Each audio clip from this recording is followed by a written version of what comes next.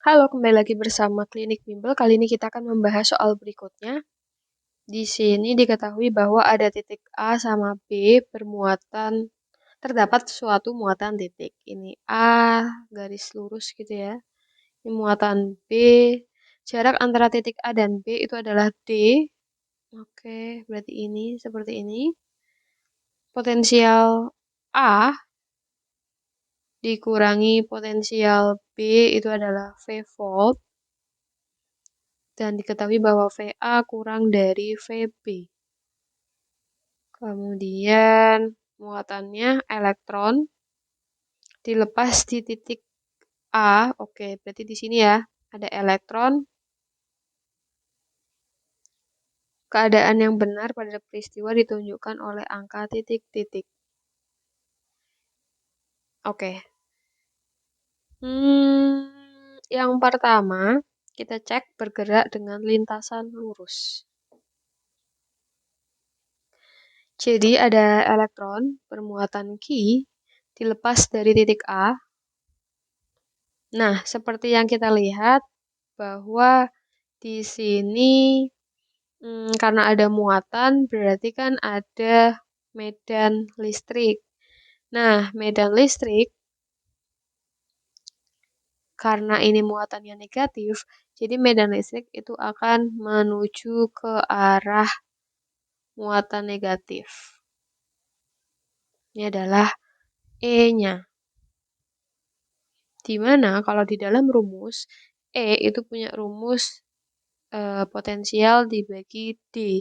D-nya itu sama aja kalau di rumus R ya. Nah, tapi karena di sini D, kita tulis V per D. Kemudian, karena ini ada muatan, muatan itu tentunya memiliki gaya F, gaya kolom, yang berlawanan arah dengan E. Muatan punya F arah berlawanan dengan E. Jadi kita punya rumus untuk F-nya sendiri itu adalah E kali Q. Seperti ini. Kemudian untuk massa itu bisa diabaikan karena terlalu kecil ya. Nah, karena ada arah E yang ke kiri dan arah F yang ke kanan, kesimpulannya apa? Kesimpulannya elektron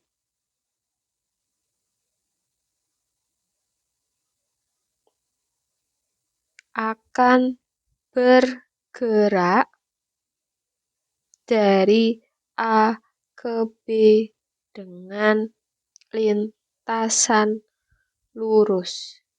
Oh ya, buat yang tadi bingung kenapa E-nya dari B ke A, jadi kita uraikan di sini aja. Arah E dari B ke A karena potensial mengarah dari tinggi, di mana yang tinggi adalah VB, ke rendah VA. Seperti itu. Berarti ini pernyataan pertama benar ya? Oke.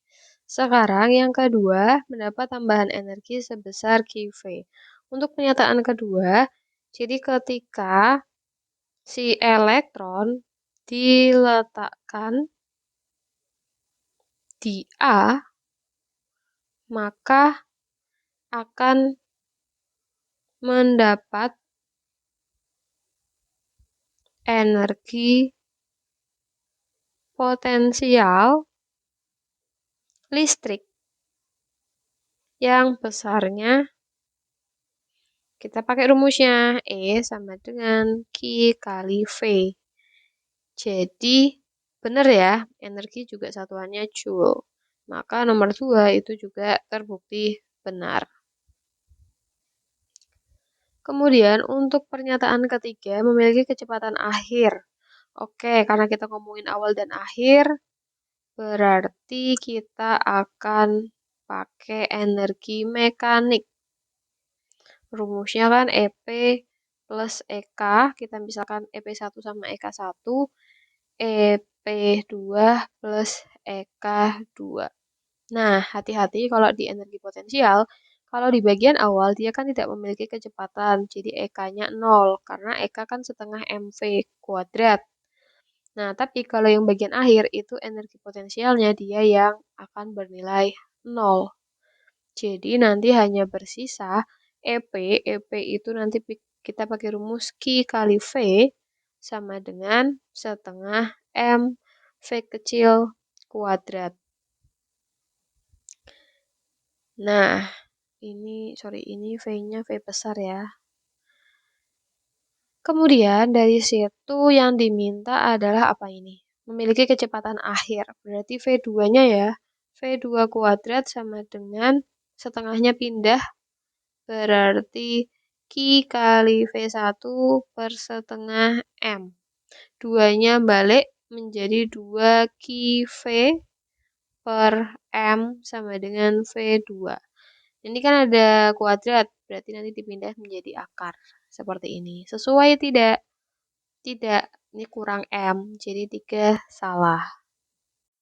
Kemudian untuk pernyataan keempat, memiliki percepatan QV per M. Oke, yang ada nilai percepatan itu adalah hukum Newton. Kita bisa menggunakan hukum Newton. Hukum Newton kedua, rumusnya adalah F sama dengan M kali A. Percepatan berarti A sama dengan F per M. F, tadi kan kita punya rumus, ini F ya, E kali Q. Berarti kita ubah E kali Q per M sama dengan percepatan. Nah, di sini berarti salah ya, ini kan QV. Sehingga, kalau misalkan A sama dengan kalau sebentar, tadi kita juga punya rumus V per T itu E ya. Oke, berarti kalau kita ganti V per T kali Q per M sama dengan A. Maka menjadi VQ per T per M sama dengan A. Atau VQ per D kali, ini kan M per 1, berarti 1 per M sama dengan A. VD per M kali D. Ini salah. VQ per M kali D sama dengan A. Atau bisa seperti ini, atau bisa berhenti di sini. Nah, berarti tidak tepat ya. Untuk yang nomor 4, kurang ya. Kurang D di sini. Jadi tidak tepat. Maka jawabannya adalah 1 dan 2 yang A.